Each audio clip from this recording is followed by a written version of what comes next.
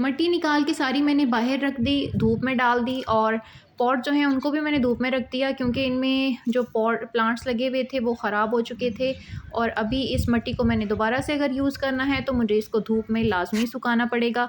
आपने भी अगर मिट्टी पुरानी यूज़ करनी है तो आप गमलों में से निकाल कर उसको 3 से 4 दिन की धूप ज़रूर लगवाएँ ताकि उसमें जितने भी कीड़े-मकोड़े और फंगस वगैरह का इशू है वो ख़त्म हो जाए। अस्सलामुअलैकुम, कैसे हैं आप सब? उम्मीद है कि आप सब ठीक होंगे।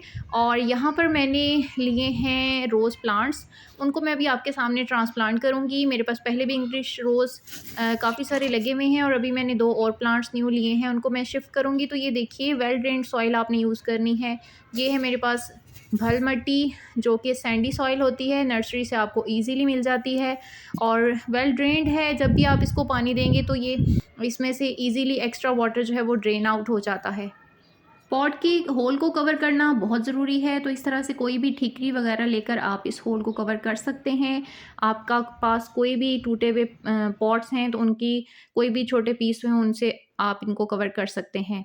यहाँ पर मैंने हाफ़ सॉइल जो है उसको मिक्स कर लिया है। आपने जब भी रोज़ प्लांट ट्रांसप्लांट करना है न्यू ला के नर्सरी से तो आपने इसमें फ़ौरन से खाद ऐड नहीं करनी।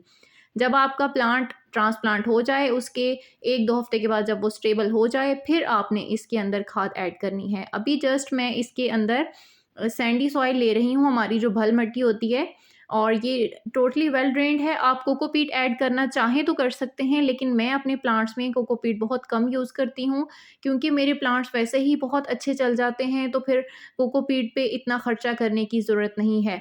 हमें अपनी गार्डनिंग को आसान बनाना चाहिए, रीज़नेबल बनाना चाहिए, सस्ता बनाना चाहिए। ये नहीं कि हम ज़्यादा महँगी-महँगी चीज़ें खरीदें और फिर ही हम अपने प्लांट्स ग्रो करें। जस्ट आप ये सैंडी सॉइल बना लें तो आप इसके अंदर काऊ डंग कंपोस्ट, जब भी आप अपनी सब्जियाँ या फ्लावरिंग प्लांट्स ग्रो करते हैं तो उनके अंदर जस्ट आपको 2 चीज़ें चाहिए होती हैं, एक तो सॉइल और एक काऊ डंग कंपोस्ट। तो बात आ जाती है गुलाब के ऊपर, वापस आ जाते हैं। ये देखिए ये मैंने इसको निकाल लिया है। इसको किया जाता है जंगली रोज़ के ऊपर ग्राफ्ट। तो जंगली रोज़ जो है उसको नीचे से उसकी रूट्स को टोटली कट कर दिया जाता है और उसके ऊपर इंग्लिश रोज़ को ग्राफ्ट किया जाता है। तो आपने जब भी इसको लगाना है तो इसके रूट बाउल को बिल्कुल भी डिस्टर्ब नहीं करना, एज़ इट इज़ आपने इसमें रख देना है और फिर आपने इसके अंदर सेम वही वाली सॉइल लेकर तो उसके साथ आपने इसको कवर कर देना है। इसमें ये जो रूट्स वगैरह नज़र आ रही हैं इनको मैं निकाल दूँगी। आप चाहें तो इसके अंदर एंटी फंगल पाउडर यूज़ कर सकते हैं, अगर आपके पास नहीं है तो आप वुड ऐश को यूज़ कर सकते हैं, हल्दी पाउडर यूज़ कर सकते हैं या फिर आप दालचीनी का पाउडर यूज़ कर सकते हैं। इन सारी चीज़ों में से जो भी आप ऐड करेंगे तो आप इसमें तकरीबन 2 चम्मच आप ऐड करेंगे क्योंकि ये मेरे पास जो है ये तकरीबन 10 टू 12 इंच का पॉट है। और इसके अंदर आपने डाल के बस इसको मिक्स कर लेना है और आपने इसके अंदर कुछ भी ऐड नहीं करना। अगर आपके पास कोकोपीट पड़ी है तो आप ऐड कर सकते हैं और अगर नहीं है तो कोई ज़रूरी नहीं। तो यहाँ पर जो है वो मैं ऊपर से थोड़ा-सा पॉट को 2 से ढाई इंच खाली छोड़ूँगी और फिर मैं इसको जो है वो वॉशिंग करूँगी। उससे पहले ये मैं अपना दूसरा वाला प्लांट जो है इसको भी मैं आपके सामने ट्रांसप्लांट कर देती हूँ। इसमें जो है वो कलर एक तो ब्लैक टाइगर है और एक जो है वो पिंक सा उन्होंने मुझे बताया था, लेकिन देखते हैं कैसा निकलेगा। तो ये जो है इसकी सेकंड वाला प्लांट, इसके नीचे से ये वाली यहाँ से एक न्यू शूट निकल रही है, इसको मैं कट कर दूँगी क्योंकि ये जंगली है। ये नीचे से जितनी भी इसकी स्टेम्स निकलेंगी वो आपने साथ-साथ रिमूव कर देनी है। ऊपर जहाँ पर ग्राफ्ट लगा हुआ है, उससे ऊपर आपने प्लांट को ग्रो होने देना है, लेकिन जहाँ पर ग्राफ्टिंग हुई हुई है, वहाँ से नीचे आपने कोई भी इसकी शूट नहीं निकलने देनी। क्योंकि अगर आप नीचे से निकलने देते हैं तो वो सारी की सारी एनर्जी आपकी जंगली रोज़ के ऊपर लग रही होगी। ऊपर से इंग्लिश रोज़ जो है उसको कोई भी सॉइल से पावर फिर नहीं मिलेगी और आपका प्लांट आहिस्ता-आहिस्ता ख़त्म हो जाएगा। यहाँ पर मैंने कर दी है वाटरिंग और वेल ड्रेन्ड सॉइल होने की वज़ह से पानी जल्दी से सारा नीचे चला गया है। अब इसको मैं 2 दिन के लिए रख दूँगी शेड में और फिर मैं रख दूँगी इसको फुल डे की सन में। और यहाँ पर देखिए ये मेरे कुछ इंग्लिश रोज़ लगे हुए हैं जिनको मैंने, ये वाला प्लांट मैंने तकरीबन, ये दोनों प्लांट्स मैंने 2 वीक्स पहले ही लगाए हैं। अभी तक मैंने इनको कोई खाद नहीं दी। अब ये स्टेबल हो चुके हैं, अब मैं इनको खाद दूँगी। और ये लगा हुआ है स्वीट पी, इसके ऊपर भी फ्लावर्स आ रहे हैं बहुत ही खूबसूरत। तो आपके पास जितने भी रोज़ प्लांट हैं आपने लाकर लगा रखे हैं, तो उनको स्टेबल होने में और उनकी न्यू ग्रोथ आने में कम से कम 2 हफ़्ते लग सकते हैं, इससे ज़्यादा भी लग सकते हैं। अब जो है इस टाइम पे आप लाकर लगाएँगे तो उसकी ग्रोथ होने में कम से कम 2 हफ़्ते लाज़मी लगेंगे। ये देखिए, ये इसको तकरीबन 2 वीक्स हो चुके हैं और अब इसकी न्यू शूट्स निकलना स्टार्ट हो चुकी हैं। ये मेरा येलो वाला रोज़ है, इंग्लिश रोज़। इस पे येलो कलर के फ्लावर्स खिले हुए थे जब मैं लेके आई थी, फिर इसके सारे लीव्स गिर के, जैसे कि आपने मेरी पिछली वीडियो में देखा होगा, उसमें भी मैंने आपको सारा एक्सप्लेन किया था।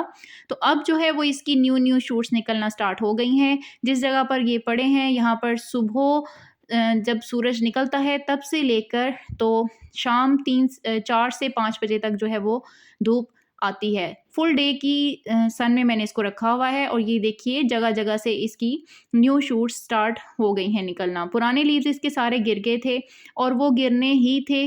जब भी आप नर्सरी से इंग्लिश रोज़ लेके आते हैं, तो कुछ ही दिनों में उसके सारे लीव्स गिरना स्टार्ट हो जाते हैं। तो ये एक नॉर्मल प्रोसेस है क्योंकि वो ग्राफ्टेड प्लांट होता है और उसके नीचे से सारी रूट्स कट कर दी जाती हैं।